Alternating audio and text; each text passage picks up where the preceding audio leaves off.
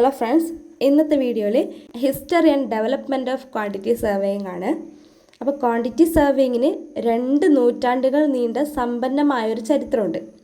Okay, അതിലെ ഒന്നാമത്തെ point 18ാം നൂറ്റാണ്ടിലെ നിർമ്മാണ സാമഗ്രികൾ അളക്കുകയും വിലമതിക്കുകയും ചെയ്യുന്ന പ്രൊഫഷണലുകളെ സൂചിപ്പിക്കുന്ന ക്വാണ്ടിറ്റി സർവേയർ എന്ന പദം UK വന്നു.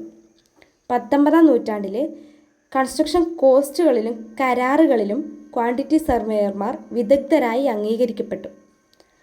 ദെൻ 1874 ആദ്യത്തെ professional organisation institute of quantity surveyor's IQS UK സ്ഥാപിതമായി.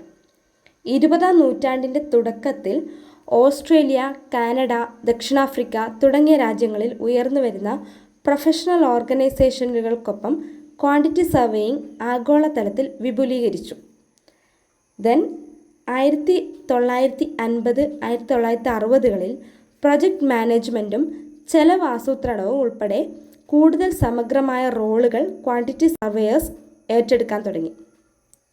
1970, 80കളിൽ computer aided design, CAD, computer aided estimation എന്നിവയുടെ ആമുഖം ഈ തൊഴിലിനെ മാറ്റിമറിച്ചു. 1990, 2000ൽ building information modelling, BIM, project management software തുടങ്ങിയ പുതിയ സാങ്കേതിക വിദ്യകൾ ക്വാണ്ടിറ്റി സർവേയർ സ്വീകരിച്ചു. ബട്ട് നൗ സുസ്ഥിര ഡിജിറ്റൽ നിർമ്മാണം, സഹകരണ പദ്ധതി ഡെലിവറി എന്നിവയിൽ ശ്രദ്ധ കേന്ദ്രീകരിച്ച് ക്വാണ്ടിറ്റി സർവേയർമാർ വികസിക്കുന്നത് തുടരുന്നു.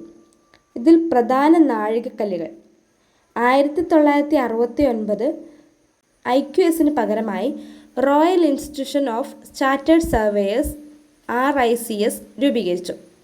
1980കളിൽ association of south African quantity surveyors ASAQS സ്ഥാപിതമായി. 1990ൽ ഓസ്ട്രേലിയൻ ഇൻസ്റ്റിറ്റ്യൂട്ട് ഓഫ് ക്വാണ്ടിറ്റി സർവേയർമാരും AIQS, Canadian institute of quantity സർവേയേഴ്സും CIQS രൂപീകരിച്ചു.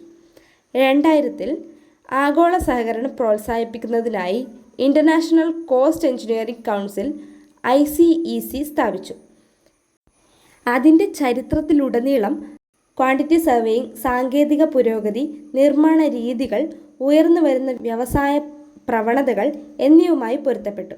കൺസ്ട്രക്ഷൻ ഇൻഡസ്ട്രിയിലെ ഒരു സുപ്രധാന തൊഴിലെന്ന നിലയിൽ അതിൻ്റെ പങ്കുറപ്പിച്ചു.